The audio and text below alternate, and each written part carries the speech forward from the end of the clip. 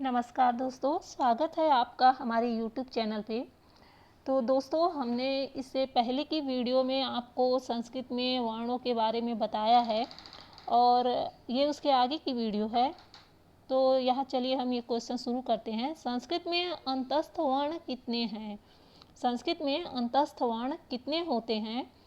तो यहाँ पे आपका ऑप्शन नंबर ए सही हो जाएगा, 4। संस्कृत में अंतस्थ वर्ण कितने होते हैं? तो वह 4 होते हैं। अगला प्रश्न है, संस्कृत में र किस ध्वनि वर्ग के अंतर्गत आता है? संस्कृत में र किस ध्वनि वर्ग के अंतर्गत आता है? तो ये आपका ऑप्शन नंबर बी सही हो जाएगा, अंतस्थ के अंतर्गत। आप ऑप्शन नंबर बी सही हो जाएगा, अंतस्थ के अंतर्गत आता है। अगला प्रश्न है, संस्कृत में अनुस्वार का ध्वनि वर्ग क्या है? संस्कृत में अनुस्वार का ध्वनि वर्ग क्या है? तो यहाँ पे आपका ऑप्शन नंबर डी सही हो जाएगा, आयोग वाहक। अनुस्वार आयोग वाहक के अंतर्गत आता है। अगला प्रश्न है, विसर्ग किसके बाद प्रयुक्त होता है? विसर्ग किसके बाद प्रयुक्त होता है? तो यहाँ पे आपका option number D right answer हो जाएगा, सामान्य स्वर के बाद। अगला प्रश्न है, अंतस्थ का दूसरा नाम क्या है? अंतस्थ का दूसरा नाम क्या है? तो यहाँ पे आपका ऑप्शन नंबर सी सही हो जाता है, अर्धस्वर। अर्धस्वर। अगला प्रश्न है, पाणिनि शिक्षा में ध्वनियों का वर्गीकरण कितने वर्गों में हुआ है? तो यह आपका ऑप्शन नंबर ए सही हो जाता है, 5 वर्गों में हुआ है। पाणिनि शिक्षा में ध्वनियों का वर्गीकरण 5 वर्गों में हुआ है।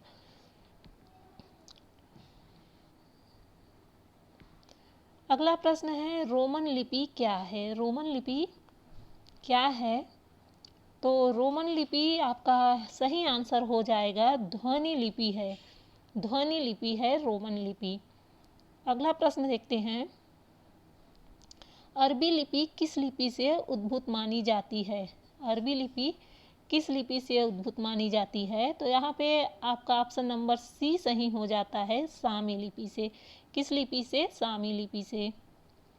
यूरोपीय लिपियाँ किसकी रूपांतर है? यूरोपीय लिपियाँ किसकी रूपांतर है? तो यहाँ पे आपका ऑप्शन नंबर डी सही होगा, ग्रीक लिपि। ठीक है, यहाँ पे आपको समझ आ रहा है, ये ग्रीक यूरोपीय लिपि ग्रीक लिपि से रूपांतरित हुई है। प्राचीन नागरी लिपि यानी ब्राह्मी लिपि किस शैली से विकसित हुई है?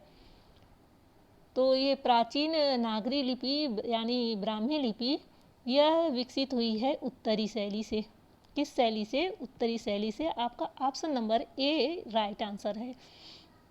इनमें किन तीनों की अल्प प्राण संज्ञा है? तो यहाँ पे आपका ऑप्शन नंबर ए सही हो जाएगा।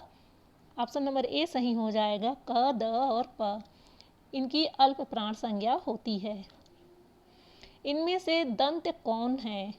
इनमें से दंत कौन है? तो ये चारों ऑप्शन आप देख लीजिए। तो यहाँ पे ये सरौता वाले स को दंत स कहा जाता है। इस स को खटकोड़ वाला स और इसे सीटी वाला स कहा जाता है और इसे सरौता वाला स कहा जाता है। तो ये आपने तो बहुत पढ़ा होगा बचपन में, तो इसे दंत स कहा जाता है। नेक्स्ट है, इनमें से मूर्धन्य स कौन सा है? तो मूर्धन्य स किसे कहा जाता है? तो ये मूर्धन्य स है। नेक्स्ट देखते हैं, र की संज्ञा क्या है? र की संज्ञा क्या होगी? तो ये यहाँ पे आपका ऑप्शन नंबर डी सही हो जाएगा, अंतस्थ। अंतस्थ, ऑप्शन नंबर डी। ल की संज्ञा क्या है? ल की संज्ञा क्या है? तो यहाँ पे ऑप्शन नंबर डी सही हो जाएगा। क्या सही हो जाएगा? ऑप्शन नंबर डी सही हो जाएगा, ल की संज्ञा अंतस्थ है। नेक्स्ट देखते हैं, य की संज्ञा क्या है? य की संज्ञा क्या है? तो यहाँ पे आपका ऑप्शन नंबर ए सही हो जाएगा, अंतस्थ। य, र, ल ये अंतस्थ के अंतर्गत आते हैं। नेक्स्ट है, स की संज्ञा क्या है? तो स की संज्ञा यहाँ पे आपका ऑप्शन नंबर बी सही हो जाएगा, उष्म। क्या है? उष्म। ये आपका option number B right answer है। स्पृष्ट किन वर्णों को कहा जाता है? स्पृष्ट किन वर्णों को कहा जाता है? तो ये ऑप्शन नंबर सी सही हो जाएगा, स्पर्श वर्णों को स्पृष्ट वर्ण कहे जाते हैं। विविध किसकी संज्ञा है? विविध किसकी संज्ञा है? तो यहाँ पे आपका ऑप्शन नंबर सी सही हो जाता है, स्वर की। ऑप्शन नंबर सी आपका राइट आंसर होगा यहाँ पे। इनमें से अघोष महाप्राण दंत स्पर्श ध्वनि कौन है? तो इसे आप अच्छे से ध्यान दीजिए। क्वेश्चन क्या पूछ रहा है? अघोष महाप्राण दंत स्पर्श ध्वनि कौन सी है इनमें से? तो यहाँ पे आपका ऑप्शन नंबर डी सही हो जाएगा, थ। कौन सा? ऑप्शन नंबर डी, थ। अवस्था के अहुर का संस्कृत प्रतिशब्द रूप क्या है? तो यहाँ पे आपका option number D right answer हो जाएगा। अहुर का अर्थ होता है असुर। अवस्था बवैती का संस्कृत प्रतिरूप क्या है? तो यहाँ पे आपका ऑप्शन नंबर ए सही हो जाएगा, भवती। ऑप्शन नंबर ए भवती आपका सही आंसर हो जाएगा। संस्कृत भरंती का अवस्था रूप क्या है?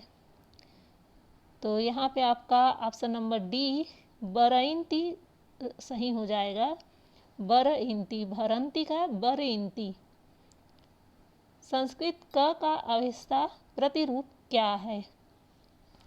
तो यहाँ पे आपका ऑप्शन नंबर बी सही हो जाएगा, ख। क का प्रतिरूप अवस्था प्रतिरूप क्या है? तो ये ख हो जाएगा।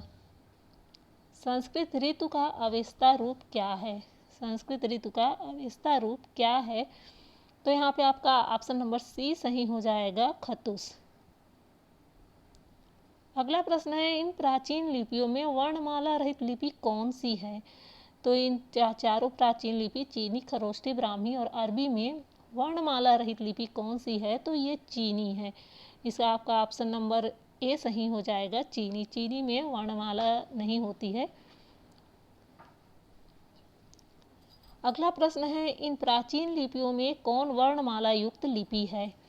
तो यहाँ पे सिंधु घाटी, क्यूनिफॉर्म, चीनी और अरबी है। तो यहाँ पे आपका ऑप्शन नंबर डी सही हो जाएगा, अरबी। ऑप्शन नंबर डी यहाँ पे राइट आंसर हो जाएगा, अरबी। अगला प्रश्न है, मक्का मदीना में विकसित अरबी लिपि क्या है?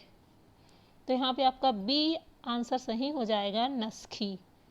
यहाँ पे बी आंसर सही हो जाएगा, नस्खी। अरबी लिपि में कुल कितने अक्षर होते हैं? अरबी लिपि में कुल कितने अक्षर होते हैं? तो ऑप्शन नंबर डी आपका सही आंसर हो जाएगा। ऑप्शन नंबर डी सही आंसर हो जाएगा, 28। कितने होते हैं? 28 अक्षर होते हैं।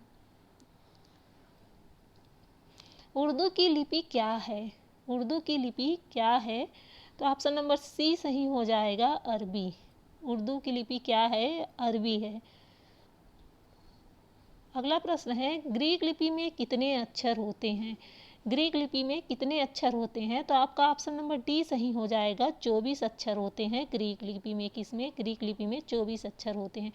ऊ कौन सा स्वर है? ऊ कौन सा स्वर है? तो यहाँ पे आपका ऑप्शन नंबर ए सही हो जाएगा, ऊ संवृत स्वर के अंतर्गत आता है।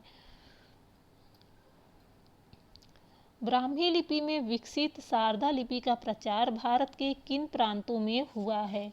तो यहाँ पे आपका ऑप्शन नंबर डी सही हो जाएगा, पंजाब और कश्मीर। कहाँ पे हुआ है? पंजाब और कश्मीर में हुआ है। अगला प्रश्न है, आधुनिक गुरुमुखी लिपि किस लिपि से निकली है? आधुनिक गुरुमुखी लिपि किस लिपि से निकली है? तो यह आपका ऑप्शन नंबर बी सही हो जाएगा, शारदा लिपि से। किस लिपि से? शारदा लिपि से। अगला प्रश्न है, प्राचीन नागरी लिपि की किस शैली से उड़िया लिपि का विकास हुआ है? तो यहाँ पे आपका ऑप्शन नंबर बी सही हो जाएगा, पूर्वी लिपि से। किससे हुआ है उड़िया लिपि का विकास? तो ये हुआ है पूर्वी लिपि से। अगला प्रश्न है, नेपाली की लिपि क्या है? नेपाली की लिपि क्या है? तो यहाँ पे आपका ऑप्शन नंबर डी सही हो जाएगा, नेवारी। नेपाली की लिपि क्या है? तो ये ऑप्शन नंबर डी सही है, नेवारी। अगला प्रश्न है, आधुनिक भाषा विज्ञान के जनक हैं। तो आधुनिक भाषा विज्ञान के जनक कौन हैं? तो ये आपका ऑप्शन नंबर ए सही हो जाएगा, विलियम जोन्स। विलियम जोन्स आधुनिक भाषा विज्ञान के जनक हैं। डिंग डांग सिद्धांत से संबंध है। डिंग डांग सिद्धांत से संबंधित है, तो ये आपका ऑप्शन नंबर बी सही हो जाएगा। डिंग डांग किस सिद्धांत से संबंधित है? तो ये भाषा की उत्पत्ति के सिद्धांत से संबंधित है। डिंग डांग थ्योरी के बारे में आपने पढ़ा होगा। अगला प्रश्न है, मानव स्वर या आदर्श स्वर के उद्भावक हैं। मानव स्वर या आदर्श स्वर के उद्भावक कौन है? तो आपका ऑप्शन नंबर सी सही हो जाएगा, डेनियल जोन्स। डेनियल जोन्स ये मानव स्वर या आदर्श स्वर के उद्भावक हैं। अगला और लास्ट प्रश्न है, डॉक्टर देवेंद्र नाथ शर्मा के अनुसार भाषाओं को कुल कितने वर्गों में बांटा गया है? तो किसके अनुसार कह रहा है? डॉक्टर देवेंद्र नाथ शर्मा के अनुसार भाषाओं को कुल 18 वर्गों में बांटा गया है। कितने वर्गों में? 18 वर्गों में बांटा गया है। दोस्तों, अगर आपको हमारी वीडियो अच्छी लगे तो इसे प्लीज़ लाइक और सब्सक्राइब करिए, जिससे आपको मेरे नेक्स्ट वीडियो का नोटिफिकेशन मिल सके और भी इससे बेहतर क्वेश्चन लाने की हम कोशिश करेंगे। तब तक के लिए धन्यवाद।